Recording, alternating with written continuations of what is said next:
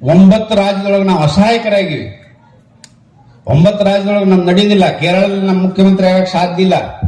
ಕೇರಳದೊಳಗೆ ಈ ರೀತಿ ಭಾಷಣ ಮಾಡಕ್ ಸಾಧ್ಯ ಇಲ್ಲ, ಮೆರವಣಿಗೆ ಹೋಗಕ್ ಸಾಧ್ಯ ಇಲ್ಲ. ಅದೇನ್ ಭಾರತ ಬಿಟ್ಟು ಬೇರೆ ಇಲ್ಲ. ಭಾರತದ ಅವಿಭಾಜ್ಯ ಹಂಗ ಒಂದು ರಾಜ್ಯ ಅಷ್ಟೇ. ಅಸ್ಸಾಂ ಈಶಾನ್ಯ ಭಾರತ ಸಪ್ತ ಸೋದರಿ ಅಂತ ಹೇಳ್ತೀವಿ. 7 ರಾಜ್ಯದೊಳಗೆ ಬೈಬಲ್ ಏನ್ ಹೇಳ್ತೈತೆ ಅದು ನಡೀತೈತಿ. ಭಾರತದ ನಾಯಿಗಳಿಗೆ ಪ್ರವೇಶ ಇಲ್ಲ.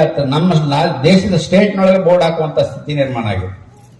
ಎಲ್ಲೆಲ್ಲಿ 30%, 20% ಅದಾರ. ಕೆಜಿಹಳ್ಳಿ, ಡಿಜಿಹಳ್ಳಿ, ಹುಬ್ಳಿ ಅಂತ ಊರೊಳಗ ಪೊಲೀಸರಿಗೆ ಕಲ್ಲನ್ನು ತಲೆ ಹೊಡ್ಯಾಕತ್ತಾರ. ಇದರರ್ಥ ನಮ್ಮ ಪೊಲೀಸರು ಅಸಹಾಯಕರದಾರ ಅಂತಲ್ಲ, ರಾಜಕಾರಣಿಗಳ ಅಸಹಾಯಕರದಾರ. ಅದರ ಪರಿಣಾಮದಿಂದ ಅವ್ರು ಸುಮ್ಮನಿರ್ತಾರೆ. ಅವ್ರು ಮನಸ್ಸು ಮಾಡಿದ್ರೆ ಅವ್ರ ಕೈಯಾಗ ಕೊಟ್ರ ಭಯೋತ್ಪಾದಕರನ್ನ ಹೆಂಗ್ ಹಿಡಿದ್ರು ನಮ್ಮ ಪೊಲೀಸರು. ಮೊನ್ನೆ ಧಾರವಾಡದಾಗ 4 ಮಂದಿನ ಹಿಡಿದ್ರು. ಮಗ್ಳು ಹೆತ್ತಿಗೆ ಗೊತ್ತಿಲ್ಲ, ಅವ್ರನ್ನ ಎತ್ತಾಕೊಂಡು ಹೋಗಿದ್ರು. ಅಷ್ಟು ಚಂದ ಎತ್ತಾಕೊಂಡು ಹೋಗಿದ್ರು ನಮ್ಮ ಪೊಲೀಸರು 4 ಮಂದಿ ಭಯೋತ್ಪಾದಕರು. ಮುಂಜಾನೆ ಹೆಂಡತಿ ಕೇಳಿದ್ರೆ ಮಲ್ಕೊಂಡಿದ್ವ, ಯಾವಾಗ ಯಾರು ಕೂಡ ಹೋಗೋ ಗೊತ್ತಾಗ್ಲಿಲ್ಲ ಅಂತ ಹೇಳಿದ್ರು ಹೆಣ್ಮಕ್ಳು. ಅಷ್ಟು ಶಾನೆ ಅದಾರ ನಮ್ಮ ಇಲಾಖೆ ಅವ್ರು. ಆದ್ರೆ ಅವ್ರಿಗೆ ಸ್ವಾತಂತ್ರ್ಯನೇ ಇಲ್ಲ. ನಿನ್ನೆ ಬಾಗಲಕೋಟೆ ಒಳಗೆ ಗಲಾಟೆ ಆಗ್ಬೇಕಾದ್ರೆ ಹೊರಗೆ ಎರಡೂವರೆ ಸಾವಿರ ಜನ ಮೆರವಣಿಗೆ ಚಿಳ್ಳಿ ಮಿಳಿ ಬರೀ ಊದಿದ್ರೆ ತೇಲಿ ಹೋಗ್ತಾವ. ಒಳಗೆ 50-60 ಅದಾವ ಮಸೀದಿ ಒಳಗೆ.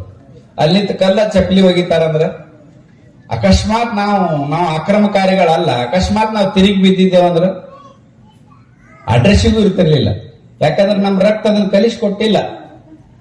ಯಾಕೆ ಕಲಿಸ್ಕೊಟ್ಟಿಲ್ಲ ಅಂದ್ರೆ ಶತ್ರು ಇನ್ನೂ ಪೂಜೆ ಕರೆದಿದ್ದಾರ.